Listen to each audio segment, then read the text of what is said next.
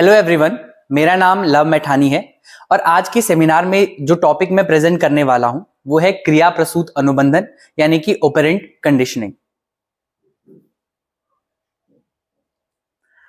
क्रिया प्रसूत अनुबंधन का जो सिद्धांत है उसका प्रतिपादन 1938 में बीएफ स्किनर ने किया था। बीएफ स्किनर एक उग्र व्यवहारवादी थे यानी कि रेडिकल बिहेवियरिस्ट थे तथा उनका मानना था कि हम अनुबंधन के द्वारा व्यवहार में किसी भी प्रकार का परिवर्तन ला सकते हैं। अपने शब्दों में उन्होंने कहा था कि क्रिया प्रसूत अनुबंधन एक अधिगम प्रक्रिया है जिसके द्वारा अधिगम को अधिक संभाव्य एवं द्रुत बनाया जा सकता है।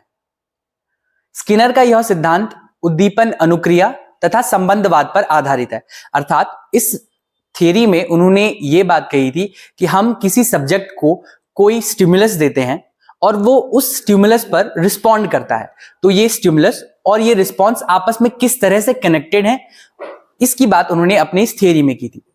व्यवहारों को बताते हुए उन्होंने दो प्रकार के व्यवहार बताए थे। पहला व्यवहार प्रसूत व्यवहार की उन्होंने बात करी जिसे हम रिस्पॉन्डेंट या एलिसिटेड बिहेवियर कहते हैं। प्रसूत अनुबंधन में या प्रसूत व्यवहार इस प्रकार के व्यवहार होते हैं जिनके लिए हमें किसी भी स्टिमुलस या उद्दीपन की आवश्यकता नहीं होती है, यानी कि कोई भी सब्जेक्ट, कोई भी प्राणी इन व्यवहारों को स्वतः ही यानी कि स्वैच्छिक तरीके से प्रदर्शित करता है। ये हमारे वॉलेंटरी एक्शंस, जितनी भी हमारे वॉलेंटरी एक्शंस हैं, ये इसी व्यवहार में आते हैं। जैसे कि हमारा हाथ पांव हिलाना, तो ये सभी हमारे प्रसूत व्यवहार के अंतर्गत आते हैं। दूसरे व्यवहारों की उन्होंने बात की थी अनुक्रिया व्यवहार यानी कि ऑपरेंट बिहेवियर। अनुक्रिया व्यवहार इस प्रकार के व्यवहार होते हैं जिसमें स्टिमुलस का प्रेजेंट होना कंपलसरी है, यानी कि ये बिहेवियर किसी स्टिमुलस के रिस्पॉन्स में शो होते हैं। फॉर एग्जाम्पल, यहाँ पे भोजन देख के मुंह में लार आना, भोजन एक स्टिमुलस का काम करता है तथा मुंह में लार आना उसका रिस्पॉन्स है। तो इस प्रकार के जो जितने भी बिहेवियर हैं उनको हम अनुक्रिया व्यवहार के अंतर्गत रखते हैं। अगर हम स्किनर के एक्सपेरिमेंट की बात करें तो उन्होंने अपना पूरा का पूरा एक्सपेरिमेंट एक बॉक्स में शो किया था जिसे हम स्किनर बॉक्स कहते हैं। सबसे पहले हम इस बॉक्स के बारे में समझ लेते हैं। इन्होंने इस बॉक्स को इस तरह से डिजाइन किया था कि इसमें उन्होंने भूखे चूहे पे एक्सपेरिमेंट किया था, तो उस चूहे के पास में एक लीवर था जिसको दबाने से फूड डिस्पेंसर से फूड आ जाता था।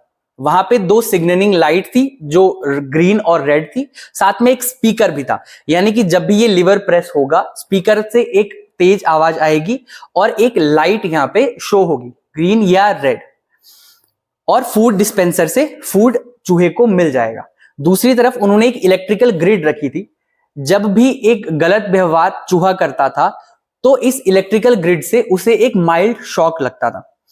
स्किनर बॉक्स में उन्होंने बहुत सारे एक्सपेरिमेंट किए और इस भूखे चूहे को उन्होंने अलग अलग ट्रेनिंग दी।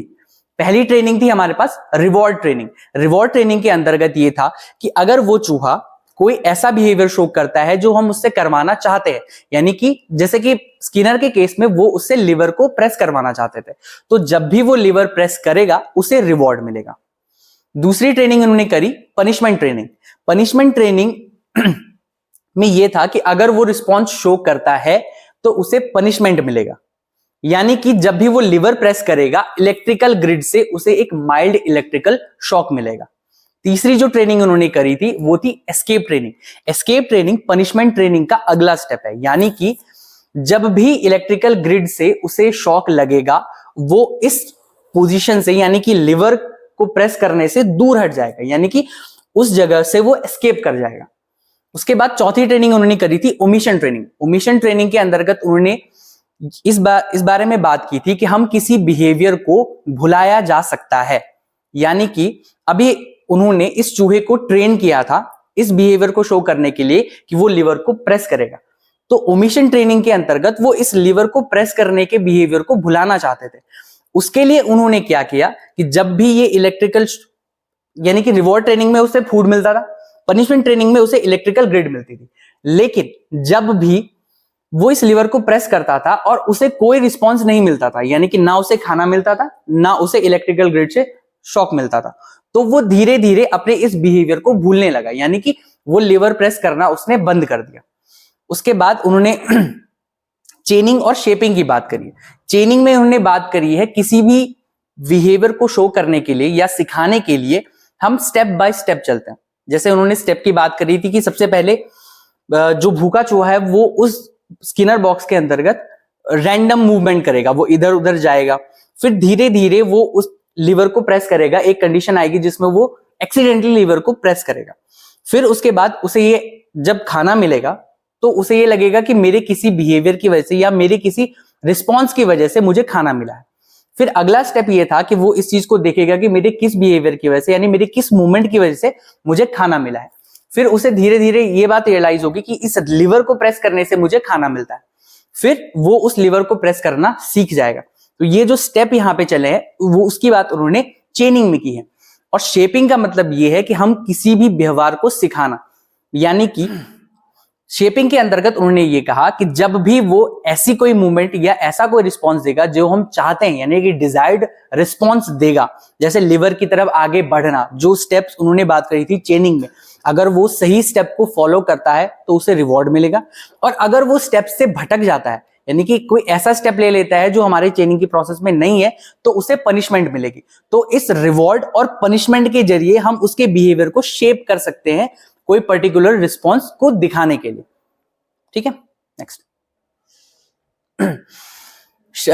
जो स्किनर थे उन्होंने अपनी जो ऑपरेंट कंडीशनिंग की थ्योरी दी थी उसमें उन्होंने रीइंफोर्सर और रीइंफोर्समेंट पे विशेष बल दिया था। हम समझते हैं पहले रीइंफोर्सर क्या होता है। रीइंफोर्सर ऐसे उद्दीपन या ऐसे स्टिमुलस होते हैं जो किसी अनुक्रिया यानी कि किसी रिस्पॉन्स के दोबारा होने की संभावना को बढ़ा देते हैं, यानी कि उन स्टिमुलस को देने से जो बिहेवियर अभी शो हुआ है वो दोबारा शो होगा। इसमें उन्होंने दो प्रकार के रीइंफोर्सर्स की बात की थी, प्राइमरी रीइंफोर्सर और सेकेंडरी रीइंफोर्सर। जो प्राथमिक पुनर्बलक होते हैं ये आंतरिक होते हैं तथा इनको सिखाने की आवश्यकता नहीं होती है। जैसे कि भोजन है, खाना है, तो खाना हमें बताने की जरूरत नहीं पड़ती है कि जब हमें भूख लगेगी तो खाना खाना है। ये हमारा इनेट रिस्पॉन्स है, ये हमारा बिहेवियर है कि भूख लगने पे हम खाने की तरफ आगे बढ़ेंगे। तो जितने भी ये प्राइमरी रिस्पॉन्स होते हैं, जो प्राइमरी रीइंफोर्सर होते हैं, इन्हीं से हमारी इंट्रिंसिक मोटिवेशन जन्म लेती है। जैसे कि भोजन है, नींद है, ये सारे प्राथमिक पुनर्बलक होते हैं। जो द्वितीयक पुनर्बलक होते हैं इनको हमें सिखाने की जरूरत होती है, यानी कि इनकी इटसेल्फ कोई वैल्यू है नहीं, लेकिन जैसे जैसे हम आगे बढ़ते हैं अपने जीवन में तो हमें इनकी वैल्यू सिखाई जाती है सोसाइटी के जरिए या हम खुद इसको सीखते हैं। जैसे कि पैसा कागज का नोट है, उसकी अपने आप में कोई वैल्यू नहीं है, लेकिन हमें सिखाया जाता है कि इसकी एक वैल्यू है। और क्योंकि ये प्राथमिक पुनर्बलकों से जुड़े होते हैं, जैसे कि हम पैसा कमाते हैं भोजन के लिए, हमें अच्छे गद्दे चाहिए नींद के लिए, तो ये जो द्वितीयक पुनर्बलक होते हैं ये किसी न किसी तरह से प्राथमिक पुनर्बलकों से जुड़े होते हैं। इन दोनों में जो प्राथमिक पुनर्बलक होता है वो ज्यादा शक्तिशाली होता है। एक एग्जाम्पल से हम इस चीज को समझते हैं। फॉर एग्जाम्पल, हमें भूख लगी है और कोई हमें खाना देता है, तो हमारा पहला ध्यान खाने के ऊपर होगा क्योंकि हमें उस वक्त भूख लगी है। लेकिन अगर हमें भूख नहीं लगी है और हमारी मम्मी हमें खाना देती है और हमें उतनी भूख नहीं लगी है, तो हमारा ध्यान उस प्लेट पे भी जाएगा और हम तब सोचने लगेंगे कि नहीं, ये मेरी फेवरेट प्लेट नहीं है, मैं अपनी फेवरेट प्लेट में खाना खाऊंगा। वो प्लेट उस खाने से जुड़ी हुई है, इसीलिए वो प्लेट जो है वो द्वितीयक पुनर्बलक होती है। लेकिन जब हमें भूख लगी होती है तो हम प्लेट को नहीं देखते हैं, हमारा फोकस होता है प्राइमरी रीइंफोर्सर यानी कि खाने की तरफ। उसके बाद उन्होंने जो रीइंफोर्समेंट की बात करी थी, रीइंफोर्समेंट का मतलब होता है इन रीइंफोर्सर्स के जरिए किसी बिहेवियर को दोबारा शो करवाना, यानी कि पुनर्बलकों द्वारा अनुक्रिया होने की पुनः संभावना को बढ़ा देना ही पुनर्बलन होता है। दूसरी बात, हमने अभी रीइंफोर्समेंट की बात करी और पनिशमेंट की बात करी, जिसमें उन्होंने पनिशमेंट ट्रेनिंग दी थी। तो हम समझते हैं कि रीइंफोर्समेंट और पनिशमेंट में क्या फर्क है। पहली एक बात समझना जरूरी है कि रीइंफोर्समेंट एक ऐसी प्रोसेस है जिसमें बिहेवियर इंक्रीज होता है और पनिशमेंट एक ऐसी प्रोसेस है जिसमें बिहेवियर डिक्रीज होता है। यानी कि जब भी हम रीइंफोर्समेंट देंगे तो वो अपना बिहेवियर दोबारा शो करेगा। जब भी हम पनिशमेंट देंगे तो वो अपना बिहेवियर भूलने लगेगा या वो बिहेवियर शो नहीं करेगा। रीइंफोर्समेंट दो टाइप के होते हैं, पॉजिटिव रीइंफोर्समेंट और नेगेटिव रीइंफोर्समेंट। पॉजिटिव रीइंफोर्समेंट का मतलब है बाय एडिंग सम गुड, हम कोई अच्छी चीज ऐड करते हैं, जैसे कि रिवॉर्ड ट्रेनिंग में उन्होंने उस चूहे को खाना दिया था, तो उस गुड को ऐड करने से, कोई अच्छी चीज ऐड करने से जो उसी जरूरत है वो वापस उस बिहेवियर को शो करता है। तो इस प्रोसेस को हम कहते हैं पॉजिटिव रीइंफोर्समेंट। नेगेटिव रीइंफोर्समेंट का मतलब है बाय रिमूविंग सम बैड, जैसे कि चूहा लिवर को प्रेस करता है और उसे माइल्ड इलेक्ट्रिकल शॉक आता है, तो ये उसके लिए अच्छा नहीं है, यानी कि वो लिवर को प्रेस करना भूल जाएगा। तो अगर हम वो इलेक्ट्रिकल जो शॉक है उसको हम हटा दें तो वो वापस लिवर को प्रेस करना सीख जाएगा। यानी कि नेगेटिव रीइंफोर्समेंट में हम ध्यान भटकाने वाली चीजों को रिमूव कर देते हैं ताकि वो बिहेवियर दोबारा शो हो जाए। लेकिन ध्यान रखने वाली बात यही है कि पॉजिटिव हो या नेगेटिव, अगर रीइंफोर्समेंट है तो वो बिहेवियर को इंक्रीज करेगा, चाहे वो किसी अच्छी चीज को ऐड करने से हो या किसी ध्यान भटकाने यानी बिहेवियर से अलग कर देने वाली चीज को हटा देने से हो। लेकिन पनिशमेंट इसका जस्ट ऑपोजिट है। पनिशमेंट भी दो तरह की होती है, positive punishment and negative punishment. इसमें ध्यान देने वाली बात यह है कि पनिशमेंट जब भी हम देंगे तो बिहेवियर डिक्रीज होगा। पॉजिटिव पनिशमेंट का मतलब होता है बाय एडिंग सम बैड, हम कोई बुरी चीज, जैसे कि चूहे को माइल्ड इलेक्ट्रिकल शॉक दिया था उन्होंने ओमिशन ट्रेनिंग में, जब वो चाहते थे कि इसे भुलाया जाए तो वो इलेक्ट्रिकल शॉक दे देते थे जो चूहे के लिए बुरा है, और वो धीरे धीरे उसका बिहेवियर जो था लिवर को प्रेस करने वाला वो डिक्रीज होने लगा। और दूसरा है नेगेटिव पनिशमेंट, ये है बाय रिमूविंग सम गुड। इसका मतलब ये है कि कोई, जैसे उन्होंने खाना देना बंद कर दिया था, जब वो लिवर को प्रेस करता था तो वो खाना नहीं देते थे, हमने उसका जो खाना है जो उसके लिए जरूरत है उसको हमने हटा दिया, तो वो उसके बिहेवियर को डिक्रीज कर देगा। तो पनिशमेंट जब भी हम देंगे, चाहे वो पॉजिटिव पनिशमेंट हो यानी कि किसी बुरी चीज को इंट्रोड्यूस करने से, या नेगेटिव पनिशमेंट हो यानी कि किसी अच्छी चीज को हटा देने से, तो वो बिहेवियर को डिक्रीज करेगा। दूसरी बात उन्होंने करी शेड्यूल्स ऑफ रीइंफोर्समेंट, यानी कि हम रीइंफोर्समेंट कब देते हैं। ऐसा नहीं है कि हम हर बार रीइंफोर्समेंट देंगे, उसको उन्होंने 3 कैटेगरी में बांटा। पहला है कंटिन्यूअस रीइंफोर्समेंट, यानी कि जब जब वो बिहेवियर शो करेगा उसे रीइंफोर्समेंट मिलेगी, यानी कि जब जब चूहा लिवर को प्रेस करेगा उसे खाना मिलेगा। लेकिन उन्होंने ये बात करी कि कंटिन्यूअस रीइंफोर्समेंट हमें नहीं देना चाहिए, क्योंकि एक टाइम के बाद जब उसे लिवर प्रेस करने पे हर बार खाना मिल रहा है तो एक टाइम के बाद उसके लिए वो एक्साइटिंग नहीं रहेगा, वो धीरे धीरे उसके लिए एकदम न्यूट्रलाइज हो जाएगा कि मुझे कोई फर्क नहीं पड़ता। दूसरी उन्होंने बात करी थी पार्शियल। पार्शियल को उन्होंने 2 कैटेगरी में बांटा था, रेशियो एंड इंटरवल। रेशियो भी 2 तरह के हो सकते हैं। रेशियो का मतलब है कि हम उसे कितना दे रहे हैं। फॉर एग्जाम्पल, हम उसे 1 कटोरी खाना दे रहे हैं या 2 कटोरी खाना दे रहे हैं, ये एक रेशियो है। और इंटरवल का मतलब है कि हम उसे कितने टाइम के बाद दे रहे हैं, हम उसे डायरेक्ट एक बिहेवियर शो करने के बाद दे रहे हैं, या 2 बिहेवियर या 3 बार रिस्पॉन्स करने के बाद हम उसे खाना दे रहे हैं या रीइंफोर्समेंट दे रहे हैं। तो ये भी 2 तरह के हो सकते हैं। फिक्स का मतलब होता है, फिक्स रेशियो का मतलब होता है कि हम उसे एक फिक्स रेशियो में ही रीइंफोर्समेंट देंगे। जैसे कि वो कहते हैं कि 1 कटोरी खाना देंगे, फॉर एग्जांपल मान लेते हैं कि फिक्स रेशियो का मतलब है कि हर बार रिस्पॉन्स शो करने पे उसे 1 कटोरी खाना मिलेगा। वेरिएबल का मतलब है कि जरूरी नहीं है, कभी उसे 2 मिल सकता है, कभी 1 मिल सकता है, कभी 3 मिल सकता है, कभी नहीं भी मिल सकता है। तो ये वेरिएबल रेशियो की बात है। इंटरवल का मतलब, फिक्स इंटरवल का मतलब है फॉर एग्जांपल जैसे कि हर 2 रिस्पॉन्स के बाद, या हम टाइम सेट कर सकते हैं कि हर आधे घंटे के बाद, या रिस्पॉन्स सेट कर सकते हैं कि हर 2 रिस्पॉन्स के बाद। तो ये इंटरवल फिक्स है। और वेरिएबल का मतलब होता है कि हो सकता है कभी 2 रिस्पॉन्स के बाद दे दें, कभी 1 रिस्पॉन्स के बाद दे दें, या कभी दे ही ना। तो वेरिएबल इंटरवल की बात हुई। अगर हम इसको, अब ऐसा नहीं हो सकता है कि हम सिर्फ रेशियो ही सेट करें या इंटरवल सेट करें, क्योंकि जब भी हम रेशियो सेट करते हैं उसके साथ में इंटरवल भी होता है। हम किसी को कोई रीइंफोर्समेंट दे रहे हैं तो 2 चीजें आती है कि हम कितना रीइंफोर्समेंट दे रहे हैं और कितने समय बाद रीइंफोर्समेंट दे रहे हैं। तो अगर हम उसे इस टेबल के फॉर्म में समझें जो जेनेटिक्स के पुनेट स्क्वायर से ली हुई है, तो fix ratio, variable ratio, fix interval, variable interval, तो हमारे पास 4 सेट बन सकते हैं। एक सेट बन सकता है हमारे पास जिसमें रेशियो और इंटरवल दोनों फिक्स हो।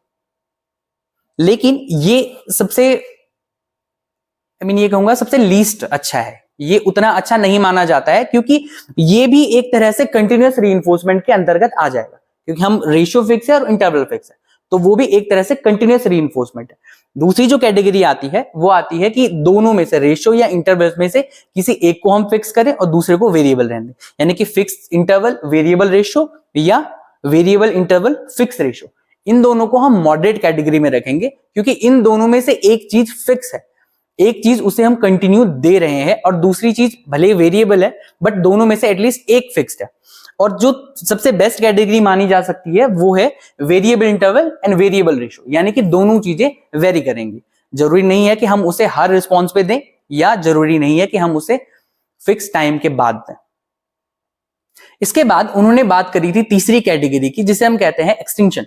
एक्सटिंक्शन का मतलब है, जो उन्होंने ओमिशन ट्रेनिंग की बात करी थी, तो ओमिशन ट्रेनिंग का जो अगला स्टेप है वो होता है एक्सटिंक्शन, यानी कि जब हम उसे स्टिमुलस नहीं देंगे, जब हम अपने सब्जेक्ट को स्टिमुलेट नहीं करते हैं, तो धीरे धीरे वो अपने रिस्पॉन्स को भूलना शुरू करता है। उसकी बात करी थी उन्होंने एक्सटिंक्शन में। और उसके बाद अगली उन्होंने बात करी सडन रिकवरी की, कि फॉर एग्जांपल उन्होंने अगर चूहे पे एक्सपेरिमेंट किया है, तो ओमिशन ट्रेनिंग में उसे वो कोई रिस्पॉन्स नहीं देते थे, कोई भी उसे कोई पनिशमेंट नहीं मिलता था, ना कोई रीइंफोर्समेंट मिलता था जब भी वो लिवर प्रेस करता था। तो धीरे धीरे उन्होंने ये देखा कि चूहा उस लिवर को प्रेस करना भूल रहा है। फिर एक दिन चूहे ने रैंडमली, जैसे पहले वो रैंडम मूवमेंट कर रहा था, तो एक दिन फिर से वही हुआ कि वो रैंडम मूवमेंट करने लगा और लिवर प्रेस हो गया और वापस उसे खाना मिल गया। तो अचानक से जो सडन रिकवरी की बात उन्होंने करी है, अचानक से उसका बिहेवियर वापस शो होने लगा, उसने वापस रिकॉल करा कि लिवर को प्रेस करने से मुझे खाना मिलता है, तो उसने अपना बिहेवियर वापस शो करने लगा, तो उसे हम कहेंगे sudden recovery.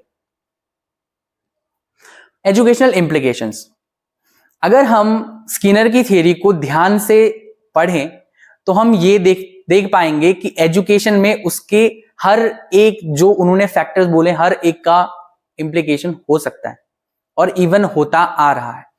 For example reinforcement की बात की, तो रीइंफोर्समेंट को हम यूज करते हैं मोटिवेशन देने में, चाहे वो प्राइमरी मोटिवेशन हो या सेकेंडरी मोटिवेशन हो, चाहे हम उन्हें डायरेक्ट मोटिवेशन दे रहे हैं। For example mid day meal एक प्राइमरी रीइंफोर्समेंट है, यानी कि उसे यूज किया गया प्राइमरी रीइंफोर्सर की तरह कि बच्चों को खाना मिलेगा तो वो स्कूल आएंगे।